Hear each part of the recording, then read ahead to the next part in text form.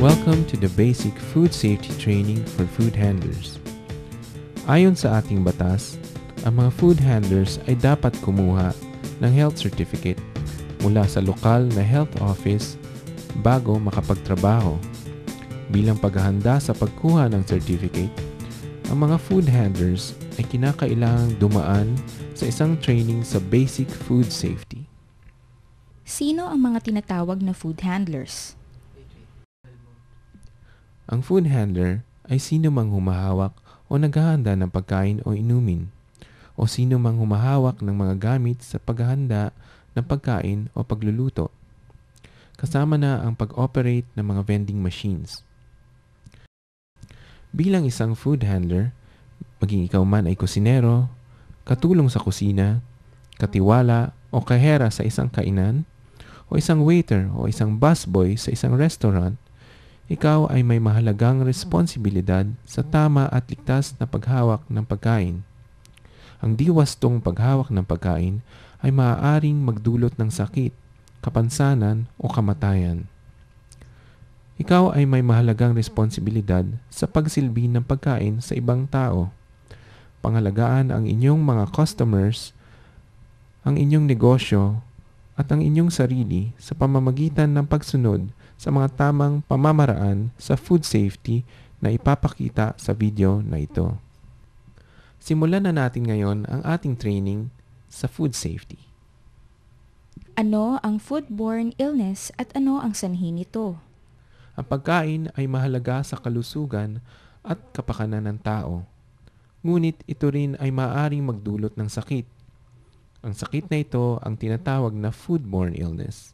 At ito ay dulot ng masasamang mikrobyo o germs o mga lason na napasama sa pagkain. Taon-taon, may bilyong tao sa buong mundo ang nagkakaroon ng foodborne illness at madalas, hindi nalalaman na ang dahilan ng kanilang pagkakasakit ay mula sa pagkain. Ang mga sintomas ay depende sa sanhi ng karamdaman. Ito ay maaaring magsimula kaagad matapos kumain o maaari ring lumipas ang mga araw o linggo bago ito maramdaman.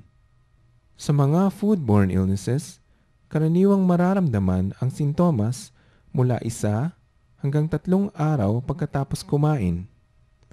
Ang mga karaniwang sintomas ng foodborne illness ay pagsakit ng tiyan, pagsusuka, at madalas na pagdumi. Ang foodborne illness ay maaaring magdulot ng pangmatagalang problema sa kalusugan.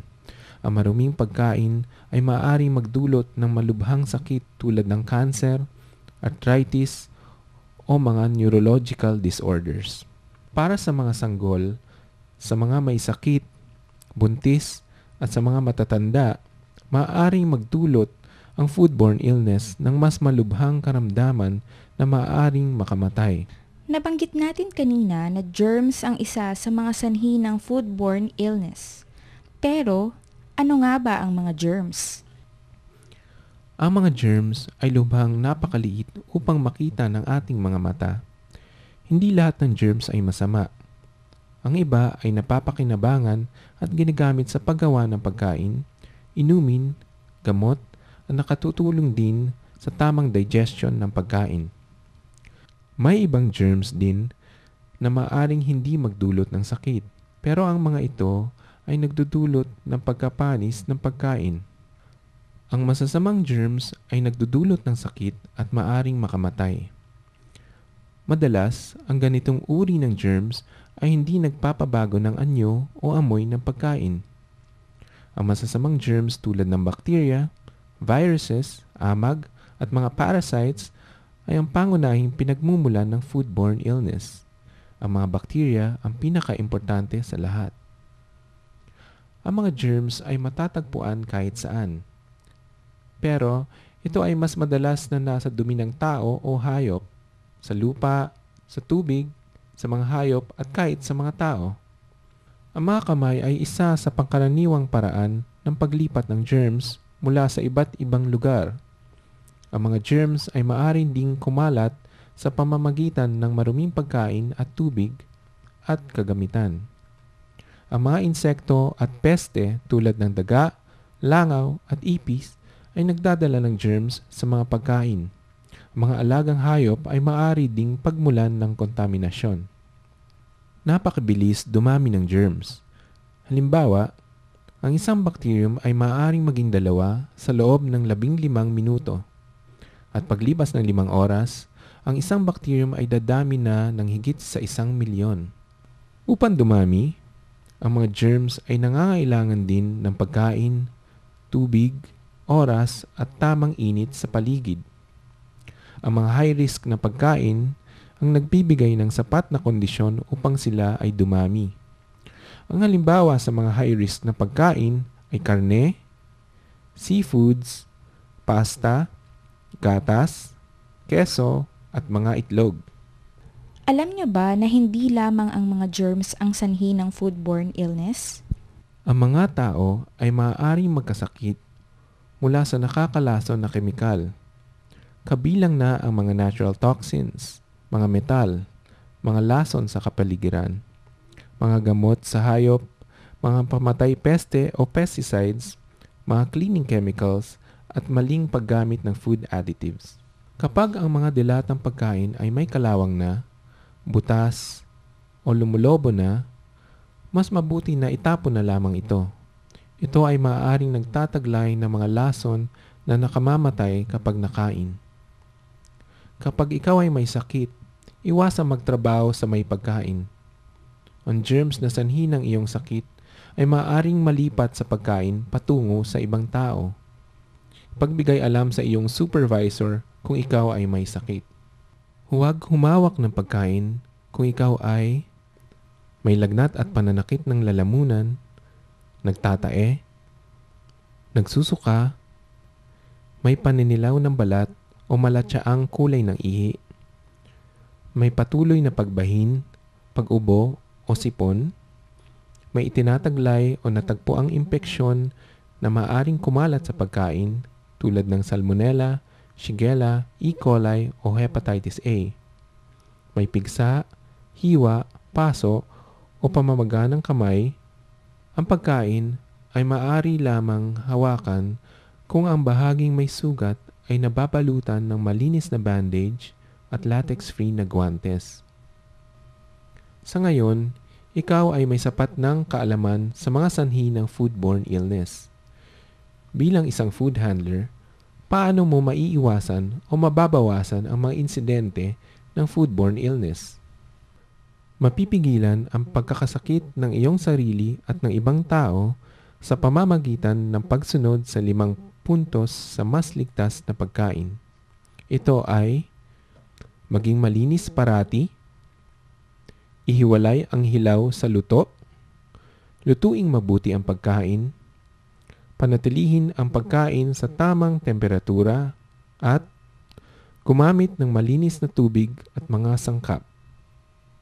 Key 1. Maging malinis. Bagamat di lahat ng germs ay nagdudulot ng sakit, may mga masasamang germs na matatagpuan sa lupa, tubig, hayop at sa tao. Ang mga germs na ito ay kumakapit sa kamay, basahan, mga eating at cooking utensils, lalong-lalo na sa cutting boards o sangkalan. Maging ang paglapat ng mga ito sa pagkain ay maaaring magdulot ng foodborne illness. Upang makaiwas sa pagkakaroon ng germs sa pagkain, ikaw ay dapat maghugas mabuti ng kamay bago humawak sa pagkain at habang naghahanda ng pagkain. Maghugas ng kamay pagkatapos gumamit ng CR. Hugasan at isanitize ang mga cutting boards at iba pang kasangkapan na ginagamit sa pagkain, at pangalagaan ang kusina at pagkain laban sa insekto, peste at iba pang hayop. Kahit ang isang food handler ay malusog at walang karamdaman, maaari pa rin maikalat ang mga germs sa pagkain kung wala siyang malinis na pangangatawan o good hygiene. Ang mga food handlers na may good hygiene ay makakatulong sa pag-iwas sa paglipat ng germs sa pagkain. Ang personal hygiene ay isang sensitibong paksa, ngunit mahalaga ito sa kaligtasan ng pagkain. Bilang food handler, ikaw ay dapat laging naghuhugas ng kamay at naliligo araw-araw. Ikaw ay dapat nagsusuot ng malinis na pananamit sa trabaho. Ang damit na pantrabaho ay hindi dapat isinusuot bago at pagkatapos pumasok. Upang di sumama ang buhok sa pagkain, kinakailangang magsuot ng hairnets, hats o caps. Siguraduhing maayos ang pagkakasuot ng mga ito. Ang mga suot mong alahas ay maaaring nagtataglay ng mga germs na pwedeng maging sanhi ng foodborne illness. Nakakaabala sa paghuhugas ng kamay at maaari ring mapasama sa pagkain. Iwasang magsuot ng mga alahas. Bago maghanda ng pagkain, tanggalin ang relo, singsing, kwintas, bracelets, hikaw at iba pang alahas sa kamay. Ang mabuting personal hygiene ay nagsisimula sa kamay. Ang malinis na kamay ay ang pinakamahalagang bagay sa food safety. Ang mukhang malinis na kamay ay hindi nangangahulugang hindi ito nagtataglay ng germs. Maggupit ng kuko upang ito ay madaling linisin. Kung ikaw ay naka-nail polish, kinakailangan nakagwantes kapag naghahanda ng lahat ng uri ng pagkain, hindi lamang para sa mga ready-to-eat foods.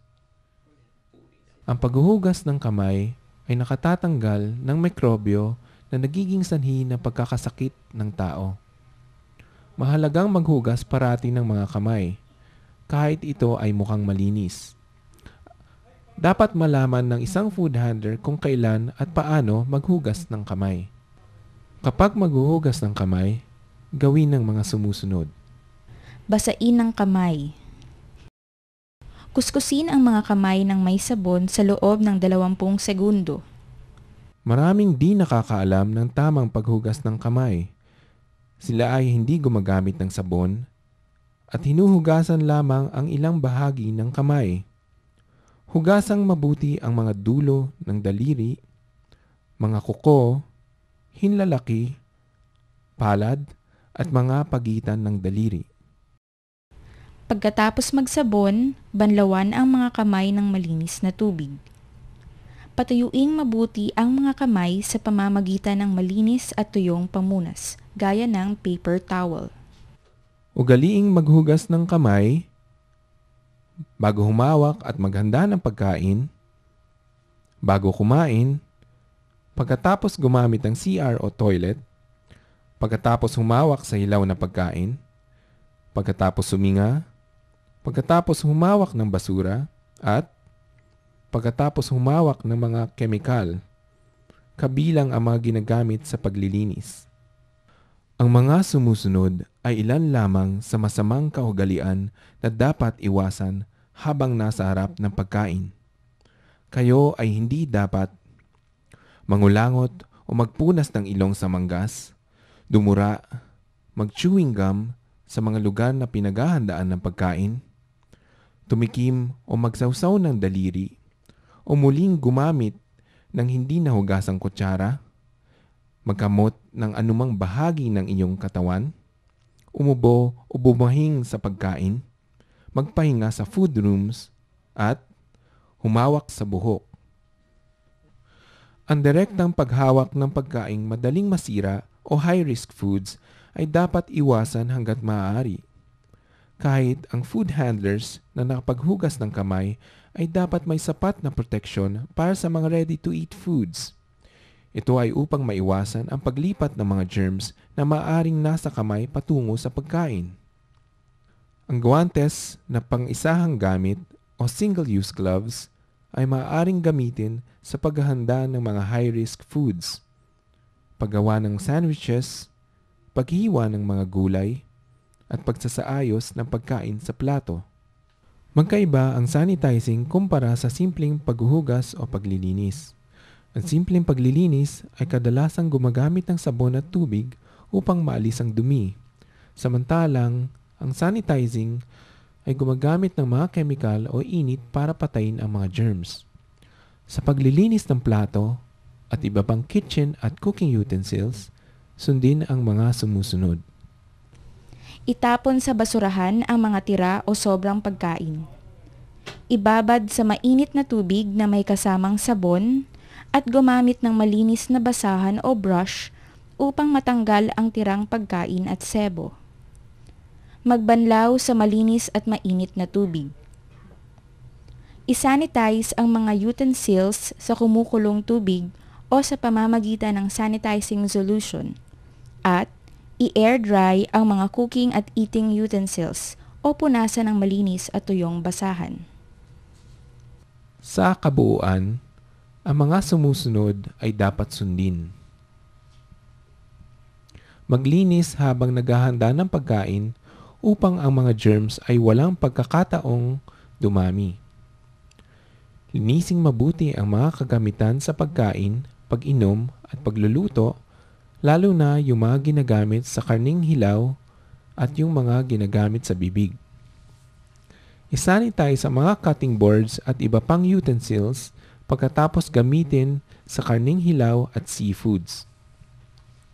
At huwag din kalimutan na linisin at tuyuin ang mga cleaning equipment. Ang mga peste tulad ng daga, ipis, langaw at iba pang insekto ay naglilipat ng masasamang germs sa pagkain at mga utensils sa kusina. Ang mga aso, pusa, pati mga ibon ay nagdadala ng peste tulad ng pulgas, kuto at garapata sa kanilang paa at balahibo. Dapat ingatan na di makalapit sa preparation areas ang mga alaga at ligaw na hayop. Upang maging ligtas ang pagkain mula sa mga peste, kailangan tandaan na laging takpan ang pagkain o ilagay sa mga selyadong lalagyan. Takpan ang mga basurahan o garbage bins at regular na tanggalan ng laman. Ayusin ang mga bitak o butas sa kisame o dingding ng food preparation area.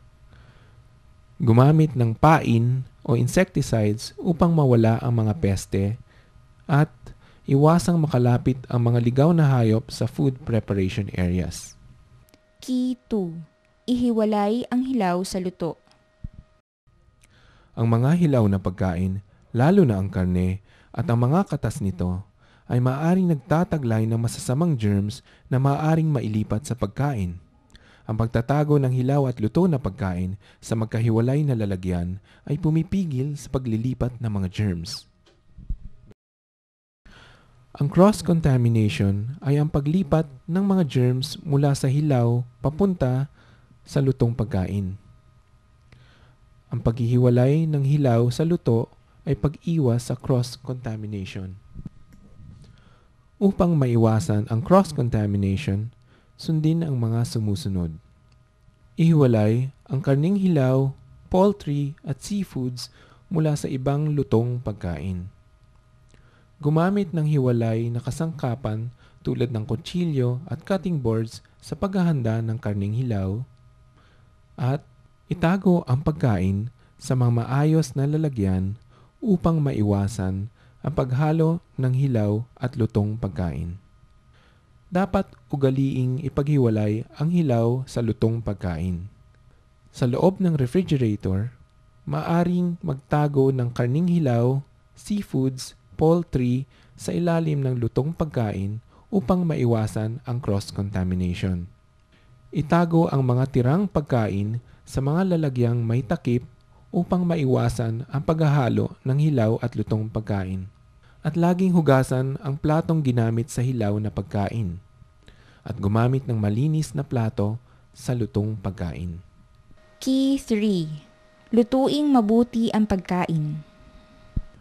Ang wastong pagluluto ay pumapatay sa mga germs na nagdadala ng sakit. Ayon sa mga pag-aaral, ang mga pagkain na niluto sa 70 degrees centigrade na temperatura ay nakatutulong sa pagiging ligtas ng pagkain. Ang pagkaing niluluto ay dapat umabot sa temperaturang 70 degrees centigrade upang masiguro na ito ay ligtas kainin. Ang temperaturang 70 degrees centigrade ay maaari ding pumatay sa mas maraming uri ng germs sa loob ng 30 segundo.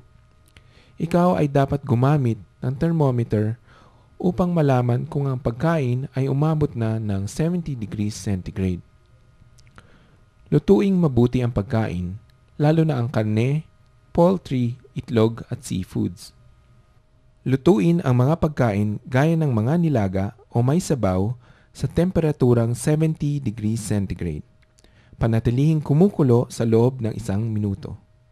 Para sa mga karne at poultry, siguraduhin na ang mga katas ay malinaw at hindi kulay pink. Dapat gumamit ng thermometer. Ang thermometer ay inilalagay sa gitna ng pinakamakapal na bahagi ng karne habang iniiwasan ang pagdikit nito sa buto o sa gilid ng lalagyan. Kung muling iinitin ang pagkain, siguraduhing maluto ito ng maigi. Key 4. Panatilihin ang pagkain sa ligtas na temperatura. Ang ligtas na temperatura ng pagkain ay nasa labas ng tinatawag na danger zone. Ang danger zone ay ang temperatura sa pagitan ng 5 degrees centigrade at 60 degrees centigrade, kung saan ang mga germs ay napakabilis dumami. Sa paglalagay ng temperatura sa ibaba o itaas ng danger zone, ang pagdami ng germs ay bumabagal o humihinto. Ang pagre-refrigerate ay nakakapagpabagal ng pagdami ng bakterya. Ngunit, kahit na ang pagkain ay nasa loob ng refrigerator o freezer, maaari pa rin dumami ang mga germs. Ang room temperature sa kabilang banda ay nasa loob ng danger zone. Upang mapanatiling ligtas ang pagkain, ito ay dapat nasa labas ng danger zone. Dapat sundin ang mga sumusunod. Huwag iwanan ang lutong pagkain na hindi nilalagay sa ref ng higit sa 2 oras.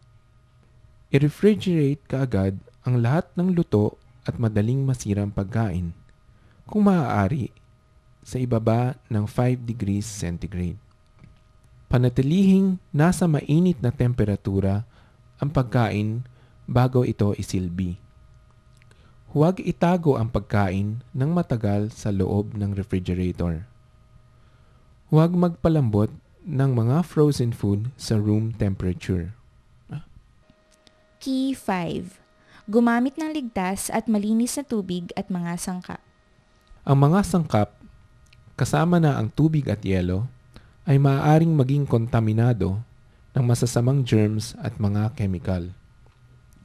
May mga lason na maaaring mabuo sa mga sira at inaamag na pagkain. Mag-ingat din sa pagpili ng mga sangkap at ang mga simpleng hakbang tulad ng paghuhugas at pag-aalis ng balat ay dapat ugaliin upang mabawasan ang panganib ng kontaminasyon. Upang ang mga pagkain ay maging ligtas, bigyang pansin ang paggamit ng ligtas at malinis na tubig, pagpili ng sariwang sangkap, pagpili sa mga pagkaing ligtas na processed tulad ng pasteurized milk, paghugas sa mga gulay at prutas lalo na kung kakainin ang mga ito ng hilaw, at ang hindi paggamit ng pagkain ng lagpas sa expiry date. Kayo ay naturuan na sa 5 keys sa mas ligtas na pagkain. Napakahalagang sundin ang 5 keys na ito dahil ang maayos na paghahanda ng pagkain ay isa sa mga paraan sa pag-iwas sa foodborne illness. Ngayon, ating balikan ang ating mga natutunan. Ang first key sa ligtas na pagkain ay ang pagiging malinis. Kasama dito ang personal hygiene at ang kalinisan sa kusina. Ang second key ay ang paghihiwalay ng hilaw sa luto na pagkain. Ito ay upang maiwasan ang cross-contamination. Ang susunod ay ang pagluluto ng mabuti ng pagkain. Ito ay nangangahulugan na dapat malutong maigi ang pagkain sa loob at labas nito sa temperaturang higit sa 70 degrees centigrade. Ang fourth key ay ang pagpapanatili ng pagkain sa ligtas na temperatura. Ito ay sa pagitan ng 5 hanggang 60 degrees centigrade. At panghuli, ang fifth key ay ang paggamit ng ligtas na tubig at mga sangkap sa pagluluto. Ito ay nangangahulugan na paggamit ng pagkain at tubig na ligtas sa mga germs at mga lason. Lokal na alituntunin tungkol sa food safety. Kayo ay makakahanap ng karagdagang kaalaman tungkol sa food safety sa Philippine Code on Sanitation. Ang Chapter 3 ng dokumentong ito ay tungkol sa mga food establishments at naglalaman ng mga mahahalagang impormasyon tungkol sa tungkulin at responsibilidad ng mga food handlers. Maaari ninyong tingnan o i-download ang dokumentong ito sa website ng Department of Health. Maaari rin kayong sumangguni sa mga city or municipal health codes sa inyong lugar.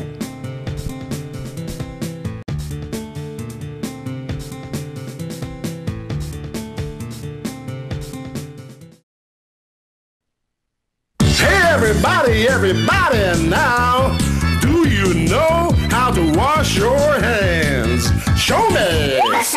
Basain, tapos pabulain. Sa taas, sa baba, sa gitna ng daliri. Kuskus dito, kuskus doon. Daliri mo'y isa-isahin. Dahan-dahan, lagi mong tagalan. Kuskus, kuskus, kuskus, kuskus. Pwede nang banlawan. Remember, when everybody washes their hands, germs go away.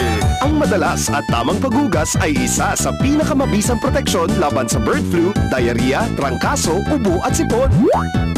So everybody,